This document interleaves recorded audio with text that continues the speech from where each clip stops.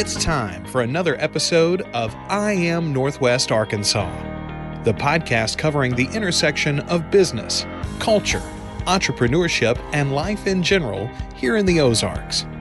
Whether you are considering a move to this area or trying to learn more about the place you call home, we've got something special for you.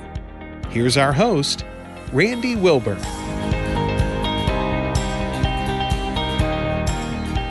Hey folks, and welcome back to another episode of I Am Northwest Arkansas. I'm your host, Randy Wilburn, and I'm sitting here in the Furman Garner Performance Studio at KUAF. You guys know that we've partnered with KUAF, and it's been nothing short of amazing. I love some of the community relationships that have developed because of this podcast, and certainly the relationship that I Am Northwest Arkansas has with KUAF Radio is no exception to that. Kyle Kellums and Lee Wood and the rest of the team here at KUAF are simply amazing. And so today we're excited because we're sitting down with somebody that I've actually kind of been a fanboy of for quite some time and had a chance to certainly enjoy her food since the moment that I set foot in Northwest Arkansas more than 8 years ago. I was just telling her that. And so I finally got a chance to get Chef Maudie Schmitt on the podcast. Chef Maudie is the chef and owner of Cafe Rue Orleans, which is based right there, right just north of North Ave on College Avenue. You can't miss it. It's a very simple white building, but they sit up top there, kind of overlooking all of Northwest Arkansas, and they have a fabulous restaurant. And if you've only driven by and haven't been in, shame on you. And I'm going to encourage you to definitely check it out after you listen to this podcast. And you'll understand why. But without further ado, I want to welcome Chef Maudie Schmitt to the I Am Northwest Arkansas podcast. How are you doing? I'm great. Thank you for inviting me. Absolutely. Absolutely. Well, it is certainly my pleasure. And, as I did my research on you, and one of the things that I always tell people about this podcast is we like to have an organic conversation just to kind of learn about an individual. And I think people prefer something that's not highly scripted. But I would love for you in your own way to kind of share your superhero origin story. And I want to go back specifically to some of the family influence that you had in terms of how your family had a strong restaurant heritage in New Orleans, and that kind of shaped your culinary journey. I would love for you maybe to start there. Sure. I have a great story. I'm the oldest of 6. Okay. My mom and dad were both from restaurant families in New Orleans, which means that you grew up above the restaurant and the bar like my mom did on Chapatula Street. Her daddy had a bar, sandwiches, lunch plate, and they lived upstairs. My dad, his parents did lots of different things through the years, but one of them was they had a little bar and sandwich shop on Magazine Street. And so from there, I think my parents instilled upon us the love of food and the love of cooking. Having said that, my mom was the youngest of 9 and her mom died at 9. So she had a housekeeper and 2 older sisters who really raised her. And so when she got married to my dad, she really didn't have any cooking skills. My dad was the oldest of 3 and he was pretty independent. And so just, that marriage, the youngest and the oldest, mom and dad marrying. My mom, she had this idea that she needed to cook for her family. And she was more casserole. Throw everything in a pot, put a cover on it, and you don't touch it. My dad was more adventurous, and so adventurous that he turned the garage into his kitchen with a refrigerator and a stove, and she wouldn't let him fry in the house. And so we would come home from school and we would pass the stove and we would look at what mom had, and then we would go outside and see what he was doing. And my dad worked for the railroad, so he had odd hours. Sometimes he would go to work when we were going to sleep, and then he would be there when we woke up. Sometimes he'd get in, 4 o'clock in the morning, he'd be sleeping, but he always had some food. And he was creative. My mom had to follow a recipe.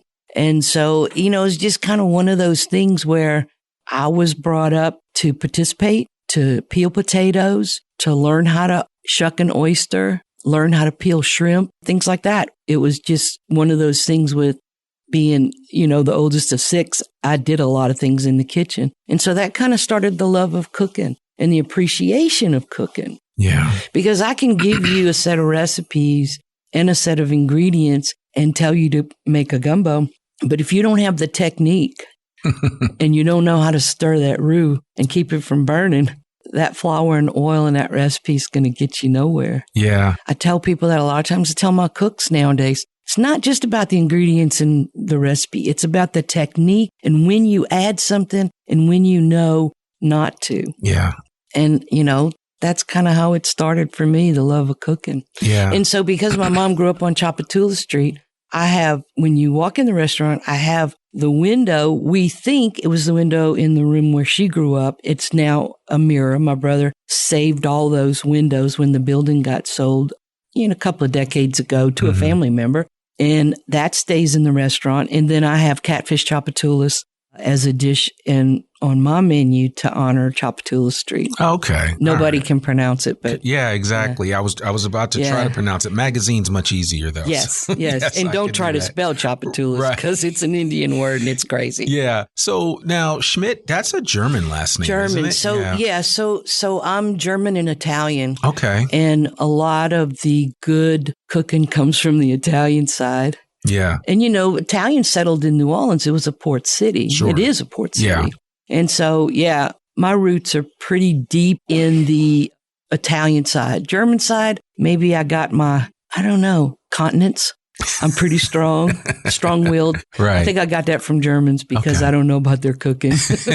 Well, yeah, unless you want Spätzle or, some of that. Right. We have a couple of German restaurants, or at least German-influenced restaurants. Yes. Bauhaus Beer Garden is one that comes to mind. Mm-hmm. What the chef has done over there and Daniel Hentz, they've done a great job. But no, it's funny because, you expect that somebody's got a certain influence in their lives when they cook a certain type of food, right? But your exposure, you were just exposed to the culture in New Orleans. And I think the friends that I went to college with that were from New Orleans, they just kind of got it by proxy because they were in the area, and it's just something, it's hard to explain. And I shared with you that one of the things that I was excited about moving to Arkansas was that I was a little bit closer to New Orleans. Sure. Some of the best food I've ever eaten in my life was in New Orleans. Yep. And so I said, my rationale was, okay, I'm closer to New Orleans. I'm like an 8-hour, 9-hour drive to New Orleans. And I would hope that there's some New Orleans inspired food in Northwest Arkansas. And that first place that I said I went was to Cafe Rue Orleans. I think it was literally the first or second Sunday that we were in town. We came for brunch and I was sold. Cause anywhere that I could go to get beignets and some chicory, it was a wrap. Any time of the day. We're open at 11. We close at 8 and you can come in and get beignets and Cafe du Monde coffee and chicory, and it doesn't have to be a special occasion. Yeah. So, I think what's interesting when people see you and what you're doing today with Cafe Rue Orleans and the impact that you've had from a food perspective in our community here in Northwest Arkansas, I think a lot of people think you've been burning it up since day one, but you actually, cooking was a detour for you. Yes. You started first in education, which I found really interesting. Would you be able to kind of elaborate and tell us, what that experience was like before you actually got, you really licked your culinary chops and just threw yourself into that area? It's an interesting journey, and I really wanted to be a teacher. And so when I graduated from high school in 1970, everybody was going to LSU. And I was like, I don't know, I want to be a teacher. And so, just opportunities presented themselves, and I found myself in Arkadelphia, Arkansas, going to Henderson State Teachers College. Wow. It's now a university, but it was a teachers college back then. And so then I spent 4 years in Arkadelphia and got a degree. Special ed I was really in physical education. And then I had an opportunity to take some special ed classes at night.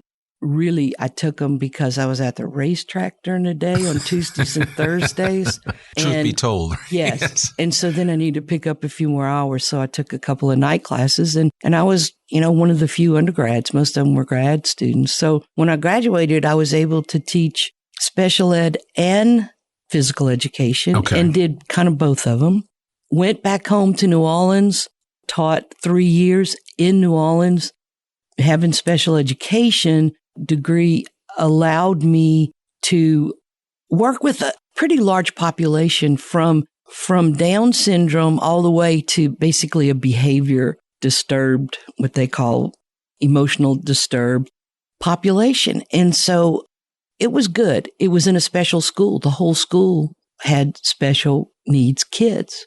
And so then it was like one of those things where, okay, I need to work on my master's. And so then I moved to Lafayette after 3 years in New Orleans. Which has a really good food scene, absolutely. by the way. I was exposed to a whole different culture because people don't realize, Randy, that Cajun cooking and Creole cooking are two different things. They're both excellent. But when I try to describe it to people, I think of Cajun as more of country cooking. And you raised it, you killed it, you ran over it, you made gumbo, low, slow, long kind of cooking. Yeah. When you get to New Orleans, because of the Italian, because of the French, because of the Caribbean influences, we had a whole different thing. And so that's Creole. And you have tomato in gumbo. In New Orleans, you don't in Lafayette. Okay. You have tomato in jambalaya. That Italian, they brought the tomatoes. So you have a whole different thing. And this is almost city cooking. So Creole's city, Cajun is country. Yeah. And both excellent and really good at, what they do. And so going to Lafayette, I got exposed to people who really knew how to make a gumbo. Yeah. And, I taught in Pecan Island. I taught in Abbeville, Louisiana. I taught in Crowley, Louisiana, and retired after 25 years in Acadia Parish. And by that time, I had really gotten involved in cooking. Yeah. And, I would do during the summers off, I had a little catering company called A Catered Affair. And I would do, bridal showers and receptions and small gatherings. And that's kind of what I did. So, it was kind of a natural thing to think of. I retired at 48. That's young. It's young, but in Louisiana, you could. Yeah. If you had 20 years or more, you could retire. So I didn't stick around. I had done really what I wanted to do. Well, how did you end up in Northwest Arkansas? I mean, I get Henderson College, but how did you end up in Northwest Arkansas? Okay. So my partner, Carla, is a therapist. Okay. And she's from Camden, Arkansas. Okay. And it was kind of one of those things where it was either go to New Orleans when I retired and get in business with my brother, who has a restaurant in New Orleans called Smitty's Restaurant and Oyster Bar. He's the youngest boy. I didn't think it was a great idea to go home and take over his restaurant or get into his restaurant. And so, we just started thinking about what we wanted to do. What was the next step? And Arkansas seemed like the place. And then in 1998, I got a Smart Money magazine that said the top 5 places to be for the next 3 decades. Really? One of them was Northwest Arkansas. Really? Yeah. Atlanta, Phoenix, Scottsdale, Arizona. Those I would love to see that article. Yeah, look it up. Yeah, Smart Money magazine. Smart Money magazine. Interesting. It was just like where to be. And of course, you think about it, because I retired in 2000. In the late 90s, Walmart was going like gangbusters. Sure. Yeah. And your stocks were splitting and dividing, and they were building Sam's Clubs all over. Mm-hmm. And so it was a hot area. And so, started looking around. Actually, we looked a little bit in Little Rock. Okay. Because the river market was just about to blow up. And we learned that if we got into that situation with a restaurant, it was basically 4 walls and a lot of money to invest. And we didn't have a lot of money to invest. Sure. So we wanted a turnkey thing. And so we looked. When we came here, we went up to Bentonville. We looked a little bit in Bentonville and then just really kind of settled on where we are now, 1150 North College. It was the old Highway Inn Motel. The spot was available in November. We moved here in July of 2000. And, it was just kind of like it was fate. Yeah. And we've been there ever since. Ever since. Yeah. That's interesting. And, there's something about that building that kind of has a romantic feel to it. It's a little different, right? I don't know if I'd use the words romantic. Well, I mean, but nostalgic for sure. Nostalgic. Yeah. Yeah. So, but there's just something about it. It's hard to describe, but I would encourage anybody that is listening that hasn't been to Cafe Rue Orleans, but has driven by and seen the sign, you need to stop and either go there for lunch or dinner or brunch on a Sunday, but you will not be disappointed. And it really is a slice of New Orleans right here in Northwest Arkansas. What can you kind of talk maybe about, your inspiration once you actually opened Cafe Rue Orleans? Did you decide, hey, I'm going to create and put out all of the New Orleans normal fare, or I wanted to do something a little different with it? Well, I mean, that was kind of a year of driving back and forth to Little Rock, writing down every recipe that I knew, every dish that I had ever eaten, and, legal size notebook that was very, very full and still is in a book, the birth of Cafe Rue Orleans. Okay. And Carl is very, very organized. And I am not. I'm very ADD. And so I throw out these ideas and she grabs them and she makes them happen. Right. And really and truly, she's the one who pretty much put it all down on paper. It was in my head. Yeah. And I didn't really know what it was going to look like, but I knew what I liked to eat. And so just that year of driving back and forth and trying to find a spot to live and a spot to open a restaurant and start a business on nothing really. We had saved enough money maybe for like a mid-sized Toyota. We thought we could make the payments on that if it didn't work. So, it was just kind of one of those things. I knew I wanted po' boys because that's what New Orleans is founded on. Yeah. And oddly enough, one of the first po' boys to go was a roast beef po' boy because nobody ordered it.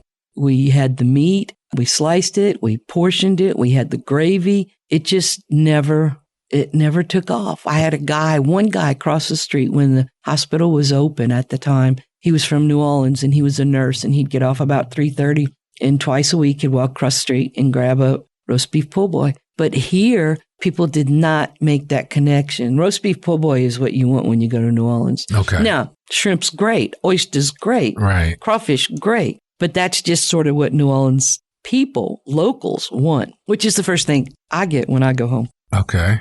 At Parasols. Parasols on Constance is my go-to po' boy. Okay. Everybody has one. It's a neighborhood restaurant. So then, moving on, I had to have a muffalata because New Orleans is known for a muffalata. I use Boscoli olive salad made in New Orleans. I use Gambino's French bread with seeds on top in a round bake, and it makes it pretty authentic. Muffalatas don't need mustard or pickles or mayonnaise.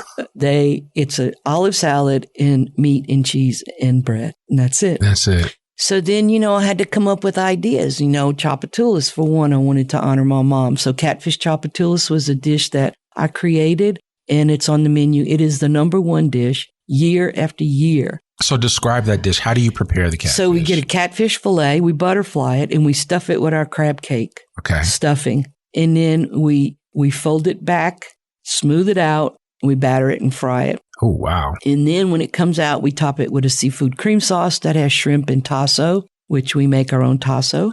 And it's a smoky pork product, heavily smoked, heavily seasoned. And we put it in the food processor. It goes in that dish. It goes in our gumbo and our red beans to give it that smoky back. Yeah. So that's our Pontchartrain sauce is our kind of like go-to sauce.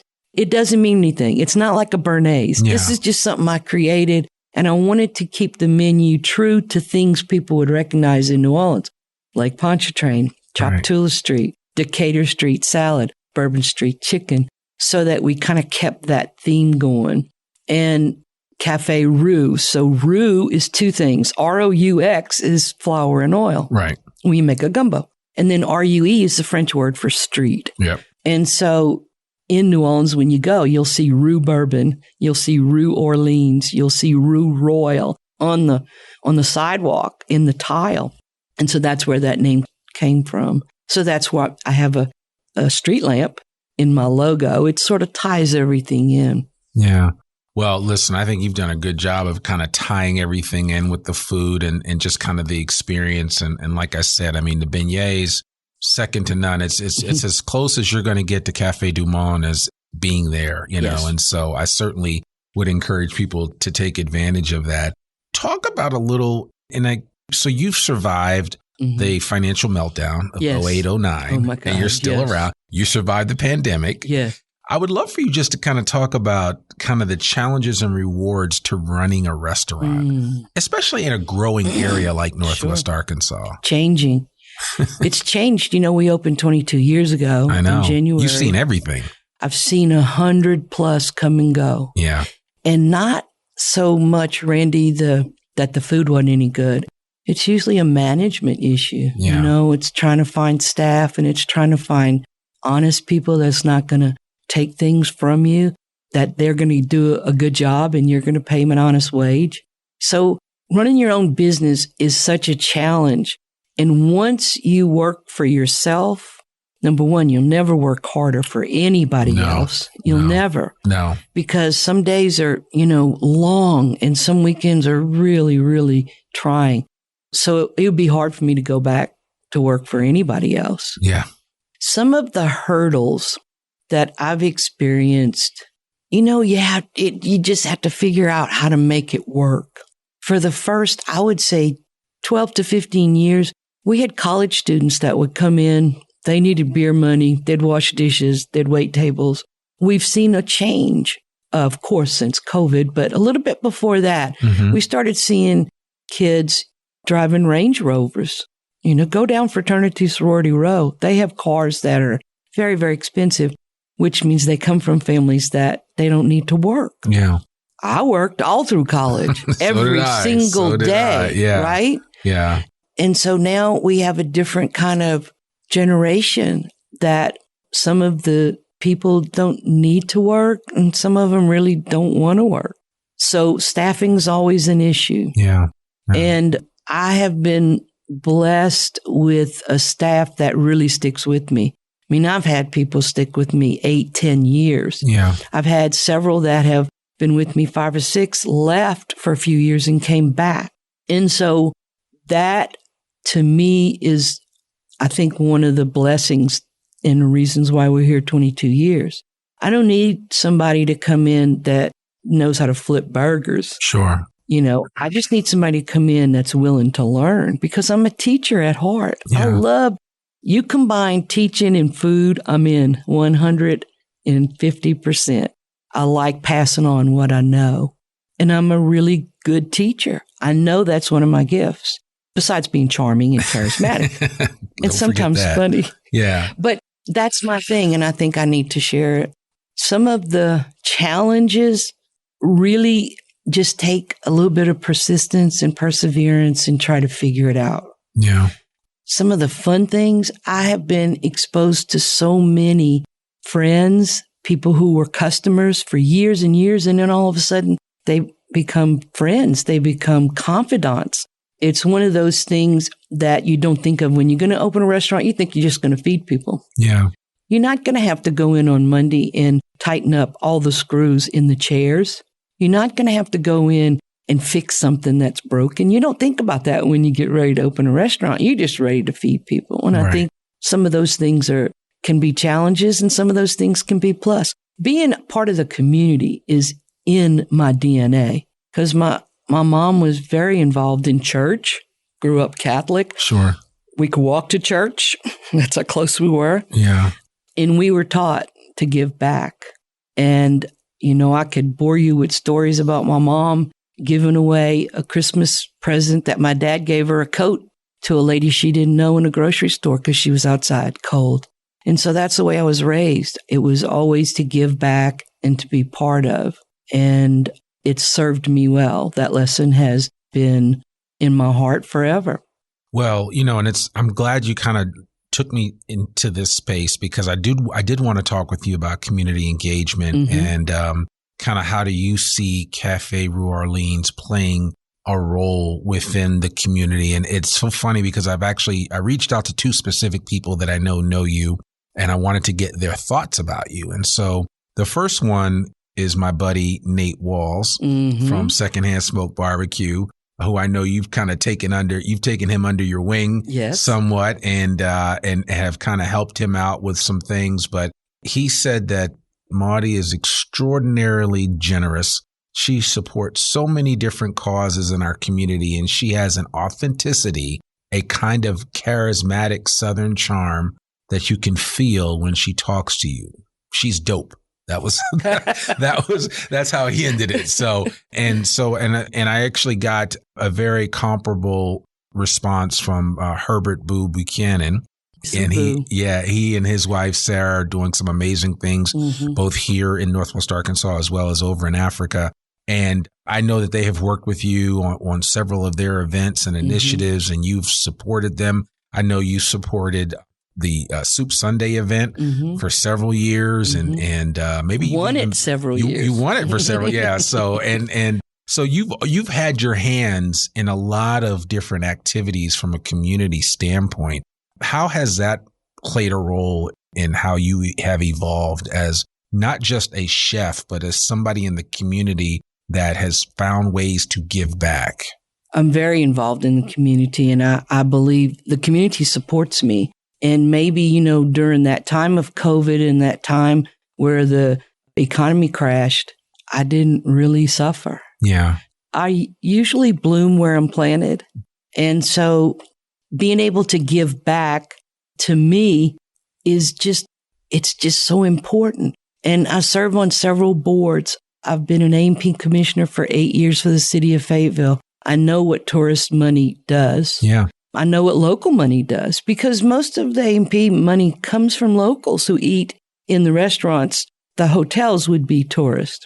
I've been on the botanical garden board for 8 years. That's a beautiful facility. Oh my God. Yeah, people don't realize that. You ride down 265 just kind of north of Joyce, and you ride right by it, and you if you don't look really fast, you won't notice it.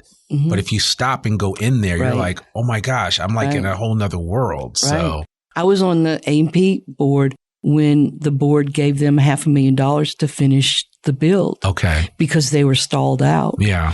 And I'm real proud of that. I think it was the right decision in the way to move that forward. I'm now serving on Peace at Home board, and it is very needed. I hate to say it, but it is very needed here. Sure.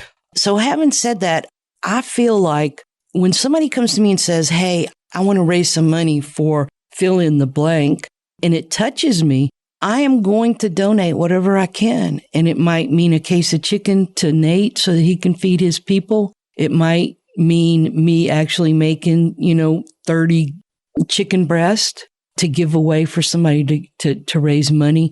I feel like it's just me giving back because I get so much out of this community. And yes, there is a fringe benefit of advertisement, but to me, it's just about giving back. I do a lot of things now where I'm judging food events. Yeah. The Heart Association, Paint the Town Red, the Top Chef. I just did Top Chefs in Rogers for the Rogers Public Library. There are things that I want to be involved in to be part of this community. And I tell people all the time, when you have an event, sometimes you raise funds and sometimes you raise awareness. And that's the biggest thing. We can't always raise enough money for whatever charity we're doing or for whatever event. But raising awareness is just as important, because somebody somewhere is going to go, oh, I didn't know that existed. Sure. Oh, I didn't realize we had that in our community. Yeah. And so I encourage people, especially, when you've been here in Fayetteville, get on a board, help make decisions to make this community what you think it should be, and to help it continue. And if you can afford it, give away something. Help feed somebody. We have some food insecurities here that sort of go under the radar. Oh, yeah. And Nate is bringing them to life. Yeah, I would say that some of my greatest experiences with food insecurity here in Northwest Arkansas was, standing alongside Nate and helping him deliver food, like at the early parts of the pandemic, and just really awakened my eyes to what's right here in our own backyard. Because you think, oh, well, Walmart, JB Hunt, Tyson, that place is just flowing with milk and honey and cash. And that's not always the case. No. It really isn't. When you peel back the layer of the onion, you get to see really what's going on. Right. And, during COVID, that whole year and a half, I did not lose one employee because we got money to keep them, and I passed it on. Yeah. And I made sure that they were able to pay their bills. And so once everything settled down and the country started getting back to normal, then my people started looking elsewhere and trying to decide what they wanted to do next. Right. But, so many people lost employees, they had to close the doors. It's tough. It was tough. And so it was really a trying period for us. And, it's putting your head down, not really thinking a whole lot, but moving, and you have to pivot. Yeah. You have to figure it out within a day. When we were told, hey, in March, you can't open your restaurant. Everything shut down. You got to figure it out, and you can't wait too long. No. Yeah, and I remember very distinctly, I got together with like Jeremy Gothrop. I talked to Matt Cooper at that time. I talked to John Allen from Onyx. And, one of the things that I felt like I could do was, kind of share their stories about what they were doing to pivot in that moment. And I think what I saw here in Northwest Arkansas was the camaraderie that exists even among restaurant owners, right? Where it wasn't so much competition. It was like, how do I help each other? How do I help you keep your doors open? I remember, Hannah Withers was out there constantly. Every day she had a new post on Facebook encouraging people to support our local service industry, because unfortunately, those are some of the folks that are hit the hardest when we had to experience what we experienced with the pandemic. Right. And, to piggyback on that thought about helping each other out, I feel like in Northwest Arkansas, the chefs really help each other. We're all trying to make a living. We're not getting rich. Yeah. We're just trying to do what we love. Feeding people has a really different tone to it than being an accountant. Yeah. You know what I'm talking about? Yeah. Because nothing against being an accountant. But it's just that what we do is really a different thing, and we're very passionate about it. And if I have an event in Rogers and I get there and I unload and I see that I haven't brought sterno, I can make a call, and within 5 minutes, I don't have to even go get it. They'll bring it to me. Yeah. Chef, where are you? I'll bring it. I'll drop it. Sure. And that's how it is. If somebody comes to Fayetteville and says the same thing, we just kind of help each other out. And my brother has a restaurant in New Orleans, and he said, it is amazing because it's cutthroat in New Orleans. Sure. Because everybody's trying to get that tourist dollar. Everybody's trying to grab the dollar. Yeah. And he said, when I come to Fayetteville, and when he comes to visit, he'll get in my restaurant and he'll cook. He says it's so different. People just are different here. And that's a credit to who we are. Sure. And what we want to do. Yeah, that's exciting. I hear that over and over again. And I was just having a conversation with folks with the Urban Land Institute of Northwest Arkansas. We were having some conversations around what is health and how we address food insecurity here in Northwest Arkansas. And it just seems like, to a man and woman, to a person, everybody wants to lend a hand to the best of their abilities. Sure. Right? We're not on the sidelines being a spectator. We're all in. We're like, how do we do this? What do you need? How do I help you? It's like, even with the platform that I've built with this podcast, I mean, we're 260 plus episodes. We've interacted with so many different people, from Bella Vista here to Fayetteville, Eureka Springs over to Siloam. And it's like every chance that we get to share our platform with somebody else that has a great story, we try to do it, because we know that one story can be the difference for somebody here in this area. Right. And that's the thing that I really enjoy the most about this podcast, in the same way that you enjoy cooking and sharing your skill set and ability with so many people, because it does make a difference at the end of the day. When I taught, Randy, every day I really would get up and feel like that if I accomplished making a difference in one person's life, that was a good day. Yeah. Yeah. And I had that mindset. I have it every day that I wake up, that I can make a difference. And it could be as simple as giving somebody the most tasty bite in one bite, which is the catfish chapatulas. Sure. Catfish, crab meat, and shrimp, all in one bite. Or telling the person behind me in the line at Walmart, I really like your hair, or I love your shirt. It's simple. Yeah. It's little simple things that we have within us to do. Sure. Yeah. And I think it's important to me that I do it every day and stay conscious of it. Yeah. I mean, I think, it's funny, I always talk about like Brene Brown, and she said one of the biggest challenges that we have is sometimes we struggle with seeing the humanity in each other. Absolutely. And I think when we take the time to see the humanity in each other, then, a lot of our guard that we put up, and a lot of other things that we're able to get past that. Even when there is a place of disagreement, it's hard to look somebody in their eyes and really connect with them and not be able to, have some type of fundamental understanding of who that person is. Because we're all going through the same stuff. Sure. It's just, and so I think it's important for us to be reminded of that. I think we need to be reminded to be kind. Yeah. And I've seen it since COVID, and I can't explain it. And I'm sure you know what I'm talking about. Do. People they're just mean sometimes, mean-spirited. They're mean to our wait staff because we didn't fill up their glass in a timely fashion.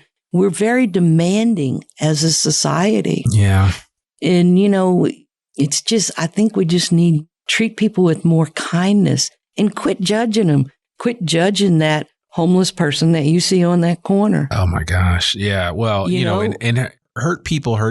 I always say that. And I think that the reality is that people just need to be reminded of that. There, but by the grace of God go I, because I could be in that situation. Right. And I was talking to somebody the other day about that and about how even over the last few years, even riding on the Greenway, the increase in tents that I'll see in different areas and places. And, and I'm thinking, man, I could be there, a couple of bad decisions. Yes, absolutely. A couple of paychecks that don't come. Yeah. And I live in South Fayetteville off of Cato Springs. And so from the restaurant to home, I pass it every day and I see these guys with signs and just needing stuff. And I really, really struggle to not stop and just open my wallet. I know.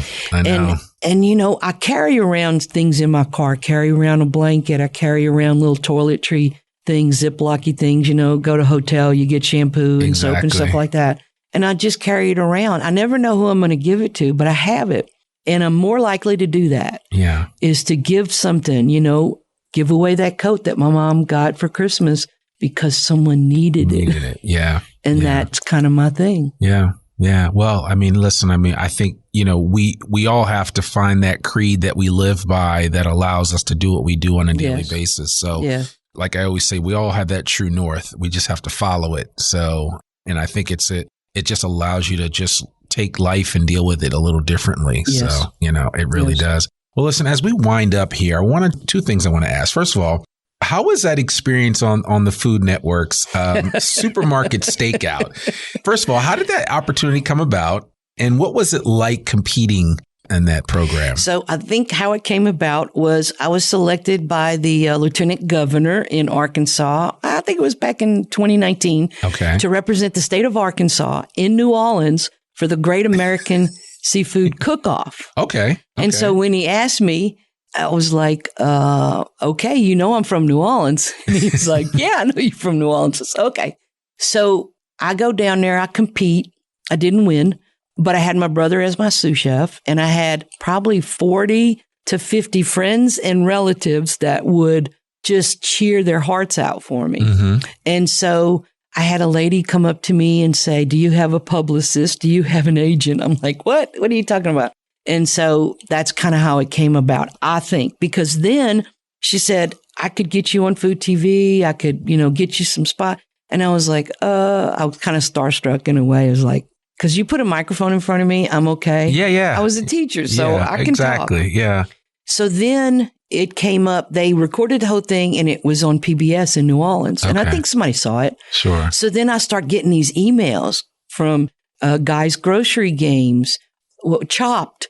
And so it came from Food Network, and they just kept coming in. And I was like, oh my God, what's going on? And then finally, I tried to get on Guys Grocery Games. You have to go through 50 pages of stuff that you sign your life away. Sure. And then the dates didn't make. And then all of a sudden a producer called me and said, hey, I'm getting ready to produce a new show. It was Supermarket Stakeout with Alex Guanichelli. Yeah. And so I said, cool. And it worked out. They flew me out to Los Angeles. They picked us up from the airport. We went to the hotel, and then we were on set at 5:45 in the morning, and it was a day of filming. Wow. It was a bucket list. Yeah. Check. Yeah. Okay. Yeah. I was really happy I didn't get voted off the island the first round, and then the second round, and then the third round, it was just me and Molly. And Molly had competed in Top Chefs on Bravo. 2 seasons. First season got voted off quickly, and second season went deep. So it was just her and I, and it was a long day of filming. It was work.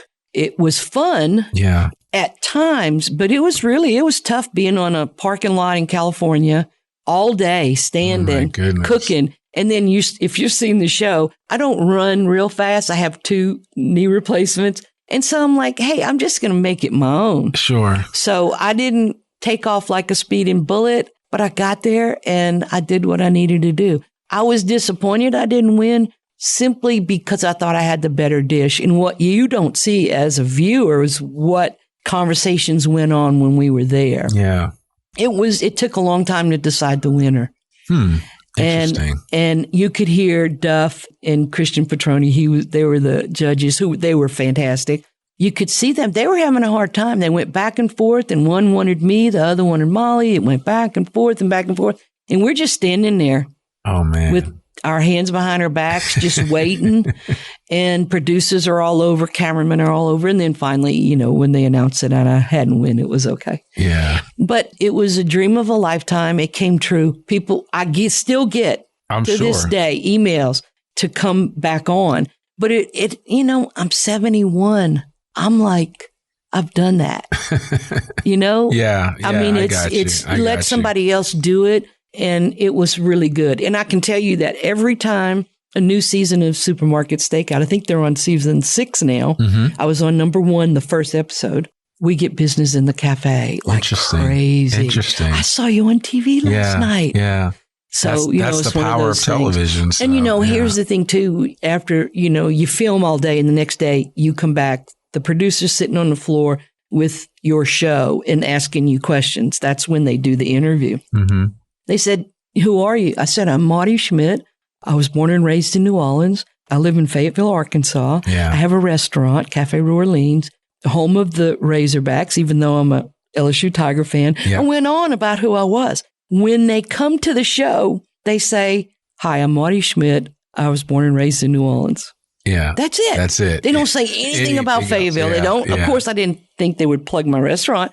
But, it's one of those things and people say, why didn't you say anything about Fayetteville? It's like I did, but they ended up on a cutting room floor. Yeah. Well, that's one of the things I like about these long form podcasts that I get to do is I can kind of fit a lot of stuff in because typically that's all for TV. It's just the way that it is. So the goal is always to be able to share as much, peel back the onion, as you said earlier, of the layers of our lives so that we can have a greater explanation. So the last question that I have for you is simply this. What advice would you give to any aspiring chefs and or restaurateurs, not just here locally, but just let's say some people that listen to this from around the country, but just in general, what would you say to them in the current climate that we're in when it comes time to start a business and to run a business efficiently? And I'm a big fan of Kitchen Nightmares with Chef Gordon Ramsay. I watch all of those and you see all the mistakes that are made in the restaurant industry. And they're like landmines everywhere when starting and running a restaurant, especially. What advice would you give to anyone that currently wants to or has a restaurant right now? So my first thought when you said that is don't do it. Okay. That's my first thought. Sure. I have 2 or 3 places here in town that I was consulting on ahead of time and kind of told them, look, it's not the right time. Mm-hmm. And they close. Yeah. So I would say follow your passion and find out if that community where you want to open needs your restaurant or needs your business. Yeah. Because if they got 18 Thai restaurants in a 3-mile radius, they don't need another Thai restaurant. No. And they can be anywhere in the country. Yeah. So find out if there's a need for what you have. And then the other thing I would say is be authentic. You can't just visit New Orleans on vacation and decide that you want to open a New Orleans restaurant in Des Moines, Iowa. You can't do it. You're not going to be open that long. Be authentic. Yeah. If you're going to put out a product, make sure that it comes from the heart. My recipes come from my experience growing up in New Orleans, from my grandma, my aunt, my dad, my mom. And so those are recipes that have history with me. Yeah. And so that's what I serve. I didn't grow up eating blackened redfish. Paul Prudhomme burnt some redfish one day in butter, and it became a thing. In New Orleans, we didn't grow up eating blackened anything. Yeah. Grilled, char broiled, things like that. So be authentic in what you want to put out. And then the third thing is get involved in the community. Before we opened the doors in January, there was an event in Springdale, and they were raising money for the Heart Association. And the restaurant wasn't even open, and I made gumbo, and I wanted to be in because I wanted people to taste it and go, well, where's your restaurant? Well, it's not open yet, but it will be. Yeah.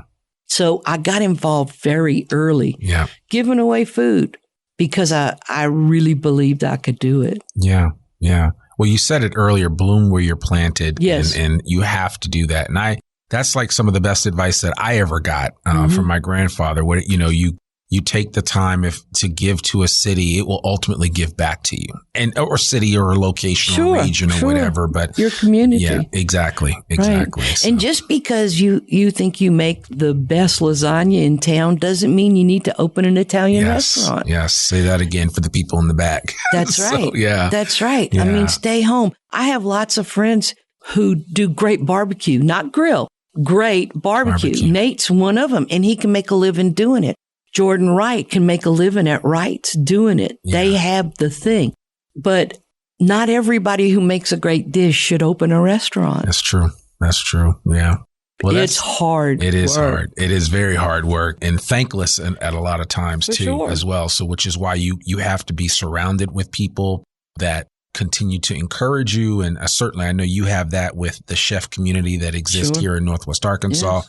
As well as your partner, as well as your employees, your family members / staff folks. And I mean, you need that. Without that, I mean, you can't do it. It's just hard. It's hard. It's really hard. So, wow. Chef Maudie, if anybody listening to this episode wants to come to Cafe Rue Orleans, you guys are open Tuesday through Sunday. Is that correct? That's correct. Okay. And it's 11. We open at 11, Tuesday through Saturday, and we close at 8. Okay. And then Sunday we do brunch from 10:30 to 2. Yeah. And that's it. We're the closed. Brunch is excellent. Well, the brunch is nothing like you'll find in Northwest Arkansas. We don't do eggs over easy and crispy bacon. Right. Go to Waffle House, go to somewhere else to get that. We do authentic New Orleans dishes and Lafayette dishes that you can't find anywhere else. Yeah. So, I encourage you to definitely check out and see Cafe Rue Orleans for yourself. And I mean, just, Chef Maudie's hospitality and the employees that she has there, they're absolutely fabulous. So if you are a fan of the Big Easy and you love the food from New Orleans, you could do a lot worse by not heading over to Cafe Rue Orleans. So you definitely got to check it out. So Chef Maudie Schmitt, thank you so much for joining us today. We absolutely. Really appreciate it. I'm humbled. Absolutely. Thank you. Well, folks, there you have it. Another episode of the I Am Northwest Arkansas podcast. I hope you enjoyed it. Remember, our episodes air just about every Tuesday as well on Ozarks at Large. So Kyle typically takes a segment of an episode just like this one we just did with Chef Maudie, and they'll play it the next day after this comes out. Remember, our episodes come out every Monday, rain or shine.